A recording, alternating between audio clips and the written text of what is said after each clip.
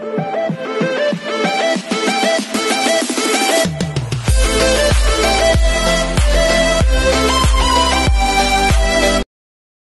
this is KJ Vlogs, a Filipino reactor based here in Saudi Arabia, and welcome back to my channel. Agad-agad ko na ito reaction video.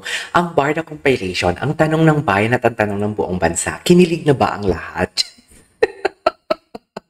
Kinilig na ba ang lahat for today's video? I cannot wait to watch the said videos na mga kumakalat dito and everything. Kahapon kasi, as in, pinipigilan ko lang talaga yung kilig ko kahapon. Kasi parang naiiyak ako. Kasi kung hindi ko pinigilan yun, maiiyak talaga ako. Naiiyak ako is just like because sobrang nagulat ako sa ayuda nila. That's too much. Actually, in-expect ko lang talaga. Kasi prior to my video na ginawan ko ng reaction video, meron si David pinost sa IG story. And then right after that, he deleted it. Pero nakita ko yon, something like McDonald's. Nasa McDonald's sila. So basically, they are shooting, nagpaparamdam siya. I really don't know kung sinasadya niya ba talagang i-post tapos i-delete. Or maybe paramdam lang talaga yun. Yung literal na paramdam na, okay, ngayon, may gagawin kami, so mag-aabang kayo. And then, right after that, i-delete niya. Alam mo yon, i-delete niya, parang alam mo yung bibigyan niya tayo ng assignment. Palaisipan, kumbaga. Kaya kahapon, gagawin ko sanang content yun, or gagawa ako ng thumbnail. And then right after that, when I checked the said video from David, or IG story from David, na-delete niya. Sabi ko, bakit siya nag-delete? Sabi ko, parang, hindi naman yan dapat. Wala naman, there's nothing wrong about the said music video. There's nothing wrong about the IG story. Pero kasi parang, alam mo yung, bakit ka magdi-delete? Wala namang something wrong doon. So basically, sabi ko, gets ko na ang format nila. Every time na parang alam mo yung nababahala ang fans, in fairness to them, we should appreciate their efforts naman, na kahit sabihin mong matagal sila bago magkita, kahit sabihin mong gustong-gusto nilang magkita, but they have to obey the management kasi, or the plans of the management. Kasi basically, ang management ang nakakaalam talaga kung ano ang magandang dapat gawin nilang dalawa. Okay, so basically, siguro dahil hindi na makapagtiis si David, or dahil nagkakagulo na ang mga fans, kasi isang araw lang na picture na kumalat, na magkasama kayo sa close-up, na shoot or whatnot, tapos hindi na kayo magpaparamdam ulit. Ginagawa nyo ba kami baliw? Ginagawa nyo ba kami baliw for today's video? And then right after that, nag-IG story si David, and then eventually deleted it. So kahapon, basically, eto ha, may napansin lang ako ha. Kung hindi sila magkasama, hindi sila sabay nag-IG post or IG story or nagpo-post ng Instagram. Pero kung magkasama sila, it's either way around. Mauuna si Barbie or mauuna si David, basta hindi sila sabay kung magkasama sila. So may hint na tayo doon. So basically, kung hindi sila magpo-post, I assume, dalawang bagay lang yan kung hindi sila magpo-post na sabay. It's either magkasama sila or busy sila. Ganon lang yon. Dalawa lang yun. It's either magkasama sila or busy sila. So basically, alam na natin yung format. Nadidebunk na natin. Nadidebunk na natin for today's video. Pero alam mo kahapon, when I made a reaction video kahapon, actually dito talaga naiyak talaga ako dito eh. Kasi parang basically, nang gumawa ako ng reaction video kahapon, di ba kung nakita yun yung title ko, The Stars Are About to Align? I have to be honest with you. Hindi ako nagtanong. Kasi parang paano ko ba sasabihin to? Parang na-realize ko din naman na I'm too much. Alam mo yon, I'm too much just for the sake na may maihahatid akong chika, just for the sake na may ihahatid akong balita. Parang, I guess that too much na yung ginawa ko, na parang basta maghintay na lang tayo sa official statement. Kung napapansin niyo, that was the last time I think na parang nagbigay ako ng parang hint dito. And then right after that, palagi ko na lang sinasabi na maghintay na tayo. Kasi parang, I don't wanna invade their privacy. Isa sa mga importante sa akin, guys, yung personal space na tinatawag. Yung the separation of vlogging and personal life ko. Sineseparate ko yan. Though minsan hindi mo talaga maasahan, nakakapag-share ako dito sa reaction video ko. Not just because to spread negativity. I mean, for example, like consistency is the key. I shared my life to you. And just believe in God, kung ano man ang, yung naglapag pa nga ako ng Bible verse na 60-20, yung tipong, if the right time will come, I, the Lord, will something like, I, the Lord, will make it happen. That is my favorite verse. So, basically, parang, I never, maniwala kayo sa akin.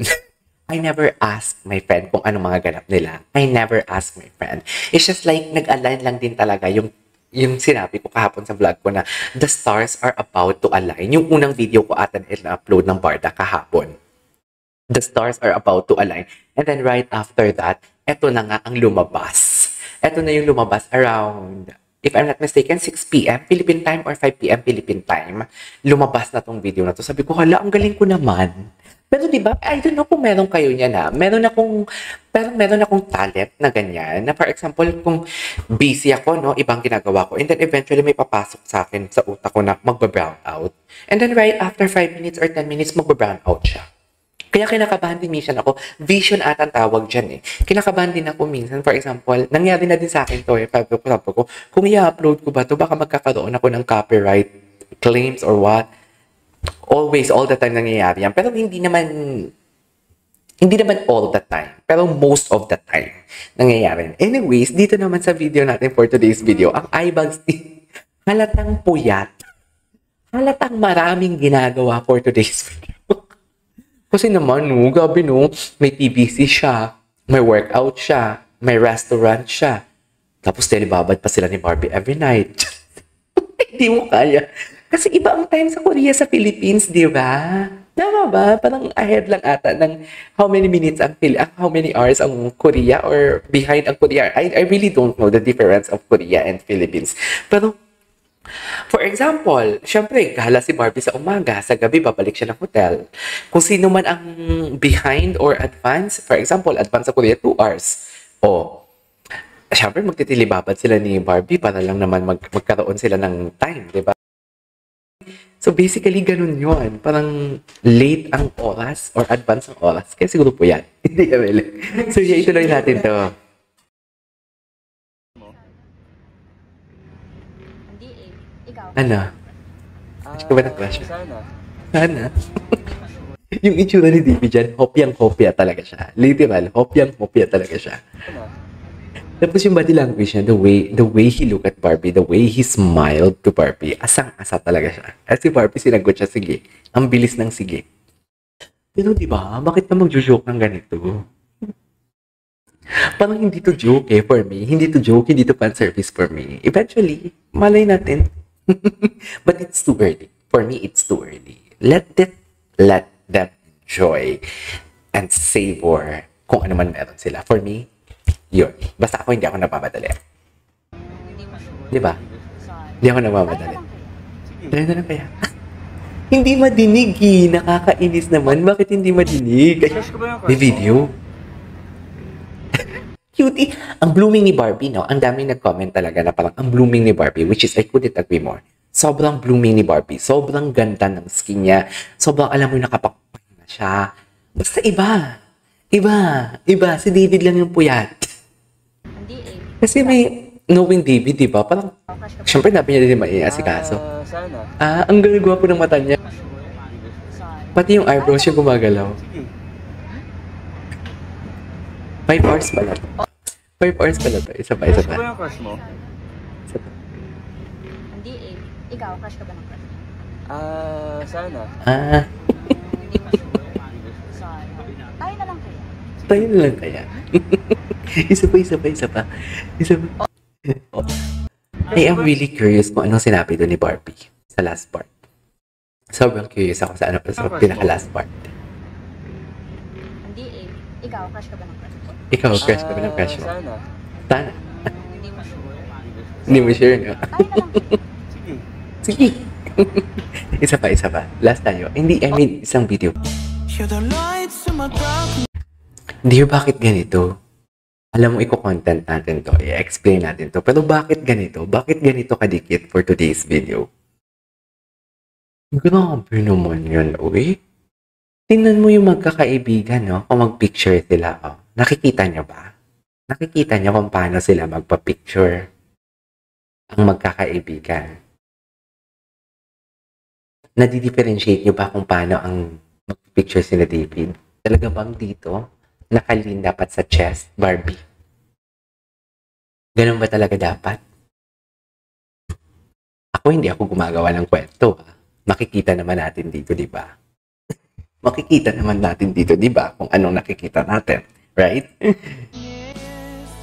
Di ba? Yan ang sinasabi ko. Charis. Yan ang sinasabi ko. Uy, wait lang, thank you, dinner. Oh, may dinner pa pala sila. Nag-dinner pa pala sila for today's video. Kailangan ba talaga magkatabi or magkaharap? Kahapon napansin ko to eh. Actually, ngayon ko lang to nakita ang video na to. Pero kahapon pinansin ko na yun na kailangan ba talaga nakaharap? Ang daming upuan, no? Di ba? Anyways, there you go guys. That's all for today's video. Gawa pa tayo isa. This is Keisha Vlogs. See you on my next vlog. Bye!